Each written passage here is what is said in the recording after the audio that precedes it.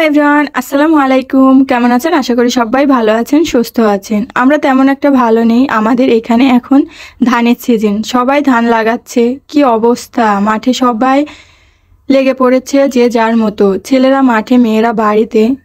এত পরিশ্রম যাচ্ছে কি বলবো। সেই নিয়ে সারাদিন কি করি না করি এইসব নিয়েই থাকছে আজকের ভিডিওটি দেখার পরে যদি একটুও ভালো লেগে থাকে ভিডিওটির উপরে একটা লাইক অ্যান্ড চ্যানেলটাকে সাবস্ক্রাইব করে পুরো ভিডিওটির সঙ্গে থাকবেন। এই তো সকাল সকাল ঘুম থেকে উঠে পড়েছি। এখন বাজে 5:30। কোনো কাজকর্মতেই হাত না লাগিয়ে চলে আসছে সরাসরি রান্নাঘরে রান্না করার জন্য।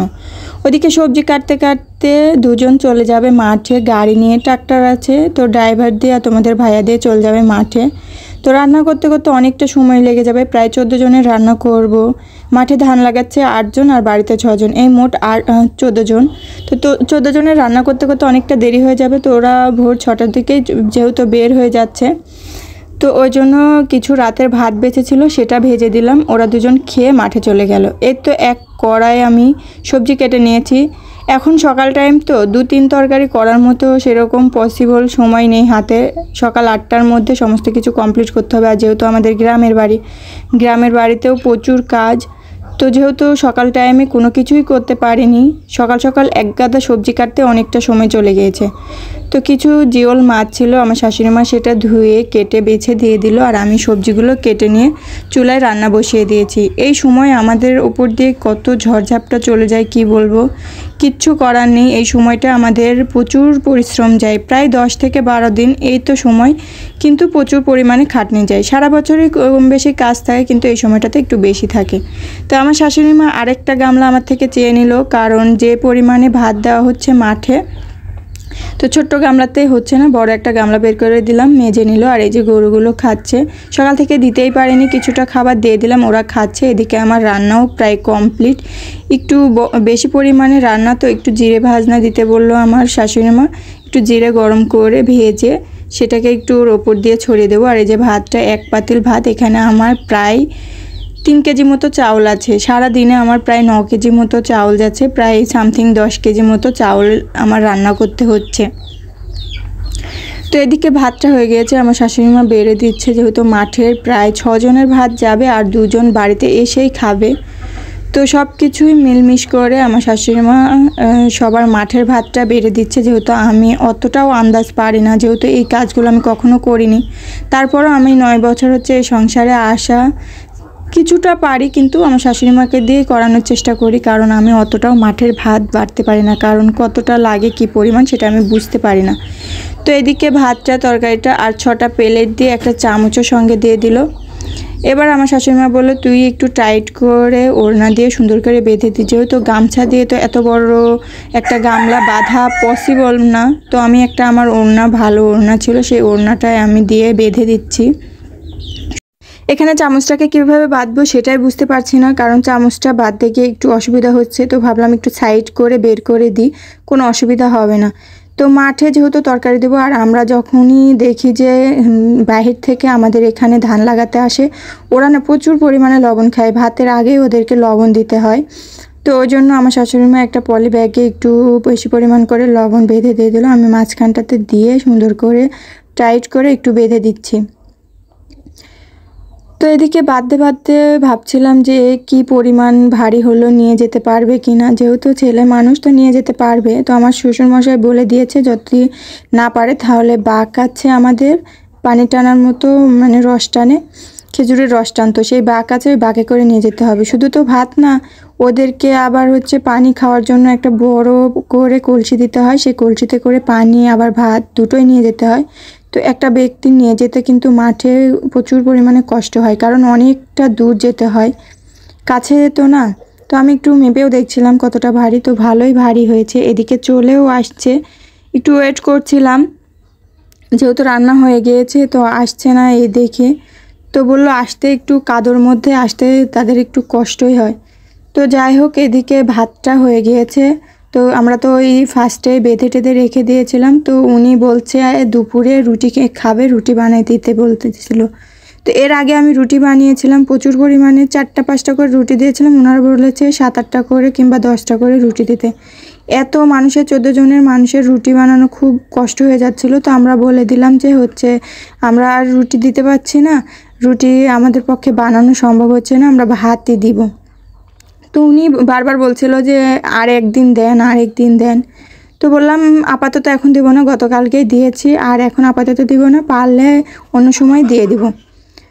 তো এদিকে এইগুলো কাজ করতে করতে প্রায় 10টা বেজে গিয়েছে। আমার তো অন্য কাজ কোনো কিছুই কমপ্লিট করা হয়নি।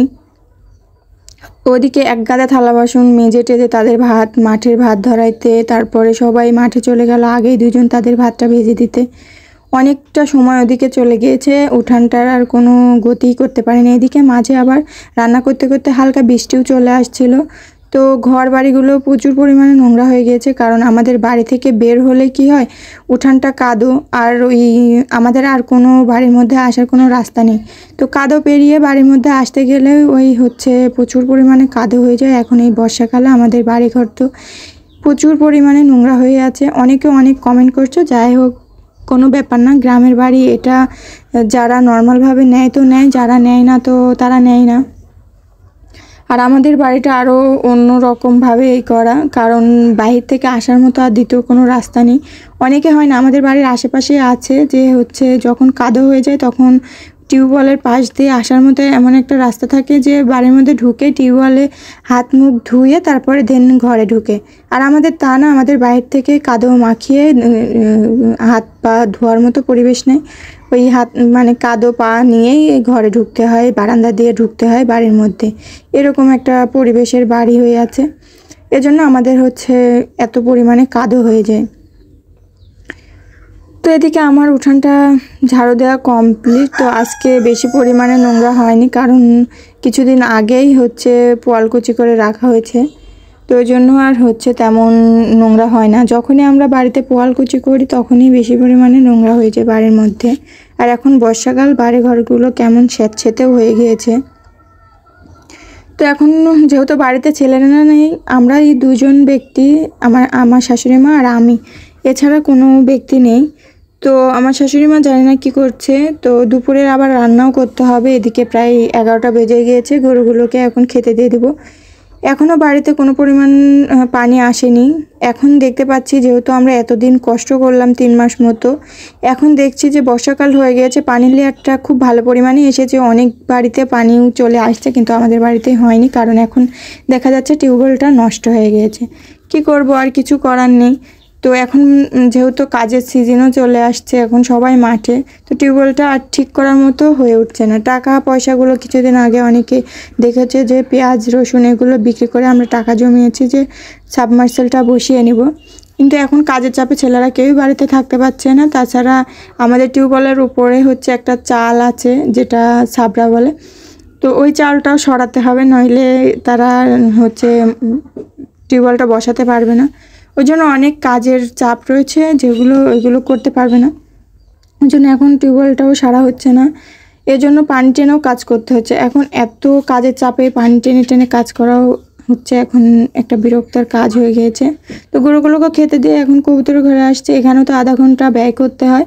যাই হোক, কাজের চাপের কারণে এখন আর কবুতরের যে বাসনগুলো পানির পাত্রগুলো আমরা রাত্রে উঠিয়ে রাখি, সেটা এখন উঠিয়ে রাখতে পারছি না, কারণ সকাল টাইমে আবার উঠেই ওই হচ্ছে কবুতরের ঘরে এসে পানির পাত্র আর খাবারের পাত্রগুলো বসাতে প্রায় আধা ঘন্টা চলে যায়।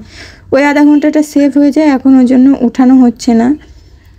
তো আল্লাহর রহমতে কবুতরগুলো যেন সুস্থ থাকে, কারণ এগুলোতে জীবাণু হয়ে যায়, কারণ সারা রাত পানি স্যাঁতসেঁতে হয়ে থাকে বাসনপত্রগুলো, কবুতরের আসলে খারাপ অবস্থা হয়ে যেতে পারে। যাই হোক, মাশাআল্লাহ এখনও ভালো আছে। তো আর কিছুদিন তারপরে ঠিকঠাক মতো আবার আগের নিয়মেই বাসনপত্রগুলো আমরা রাতে উঠিয়ে রাখবো, দেন সকালে আবার বসে তারপরে খেতে দেবো। তো এদিকে আবার ওই যে চাচি শাশুড়ি বাড়িতে যাচ্ছে পানি আনতে, পানি এনে কবুতরগুলোকে খেতে দিয়ে এদিকে 11টা বেজে গিয়েছে। আমার শাশুড়ি মা এদিকে সবজি কেটে দিয়েছে, ওখানে মিষ্টি কুমড়া কেটে দিয়েছে, আর এখানে পটল দিয়ে আর আলু দিয়ে ভেজে দিয়েছে। তো আমি ভাবছি এর সঙ্গে একটু ডাউলও করে নেব। আবারও ভাতের চাউল ধরে দিয়েছি, এখানে প্রায় আবারও 3 কেজি মতো দিয়েছি, 3 কেজি নিইনি, এখন দিয়েছি 4 কেজি মতো চাউল।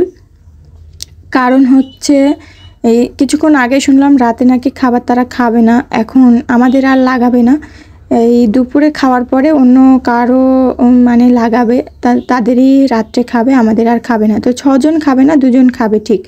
তো ওই জন্য ভাবলাম যে রাতে আবার রান্না করবো। এই রান্নাটাই করতে করতে আমার 3টে বেজে যাবে, ওরা খাবার নিতেই আসে 3টের সময়। তো তাহলে আর রাতে যেন রান্না না করতে হয়, তো আমি 2 পট চাউল বেশি নিয়েছি আর দেখি কিছু করা যায় কিনা যাতে রাতে রান্না করতে না হয়। আধা ঘন্টা সময় কিছু কাজ মানে রান্না 3টের সময় করে আবার ঘর বাড়িগুলো ঝাড়ু দিয়ে কমপ্লিট করে থালা বাসনগুলো মেজে গোসল করতে করতে 4টা বেজে যায়। দেন ওখান থেকে এসে আবার রান্নাঘরে ঢুকতে হয় রান্না করতে। তো এতটা যেহেতু খাবে না, তো ভাবছি যে আর এতটা কষ্ট করব না, একটু বেশি বেশি করে রান্না করে ফেললে তো আর রাতে কষ্ট করতে হবে না। তো ওদিকে হচ্ছে আমার ঘাটিটা হয়ে গিয়েছে, কুমড়ো ঘাটি, আর এদিকে হচ্ছে পটল দিয়ে আর আলু দিয়ে একটু ভাজি করে নেব। প্রেশার কুকারে খেসারির ডাউলও দিয়ে দিয়েছি, একটু ঘন করেই ঘাটিটা করে নেব। তো এই তো আমার ভাজিটা হয়ে গিয়েছে আর এদিকে ডাউলটাও সিদ্ধ হয়ে গিয়েছে, প্রেশার কুকারে দিয়েছিলাম তো বেশি একটা সময় লাগেনি। তো এই ডাউলটা একটু পাতলা পরিমাণ দেখে আমার শাশুড়িমা বললো তোকে না ঘন করে রান্না করতে বলেছি। তো আমি বলছি এই হচ্ছে একটু সময় রেখে দিলে ঘন হয়ে যাবে।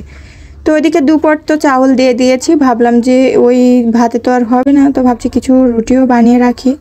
তো কয়েকজন যেহেতু 7-8 জন আমরা বাড়িতে হব, তো ভাত দিয়ে আর রুটি দিয়ে মিক্সড করে খেলে হয়ে যাবে। তো ওই জন্য কিছু রুটিও বানিয়ে ফেলি।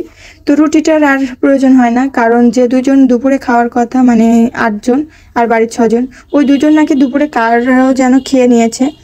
তো ওই জন্য আর আমাদের খায়নি, ভাতের পরিমাণটা যেটাই বেঁচে গিয়েছিল তো রাত্রে ওটা দিয়ে হয়ে গেছে, রুটি আর লাগেনি। তো রুটিটা সকালে খেয়ে নিয়েছিল। তো এদিকে যে দুপুরের ভাতটা আবার সবার বেড়ে দিচ্ছে। তো এখানে ভাজি দিয়ে দিল, ডাউল দিয়ে দিল, মাঝখানটাতে পাতিলে বসিয়ে দিয়েছে, আর যে এদিকে ঘাটিটাও দিয়ে দিল।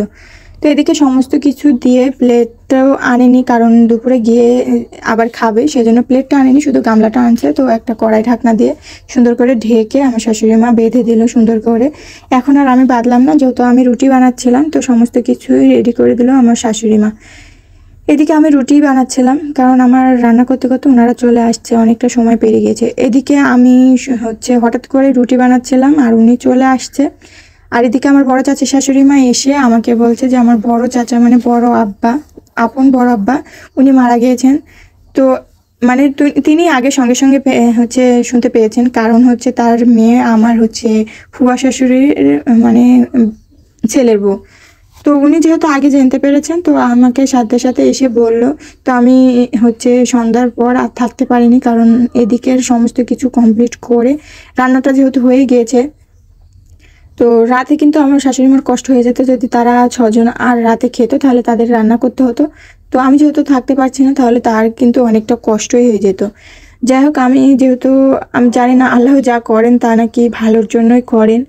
তো আসলে আল্লাহ তাআলা বুঝতে পেরেছেন, ওই জন্য দুপুরে তারা খেলো না, মানে রাতে তারা খেলো না, আর আমি বাড়তি করেই রান্না করে ফেললাম। রাতে আর কারোরই কষ্ট করতে হলো না। তো আমরা তাকে বিদায় দিয়ে আমি হচ্ছে চলে যাই হচ্ছে আমার বাড়িতে। দেন রাতেই ফিরে আসতে হয়, কারণ এখন কাজের সময়, সকাল টাইমে তো আমার শাশুড়ি মা সব কিছু দেখভাল করতে পারবে না। ওই জন্য আমি তাড়াতাড়ি কিন্তু রাতেই আবার হচ্ছে ফিরে আসি। তো এই তো আজকের ভিডিওটা এই পর্যন্ত। ভিডিওটা ভালো লাগলে অবশ্যই আবারও লাইক, কমেন্ট, শেয়ার, সাবস্ক্রাইব। আল্লাহ হাফেজ।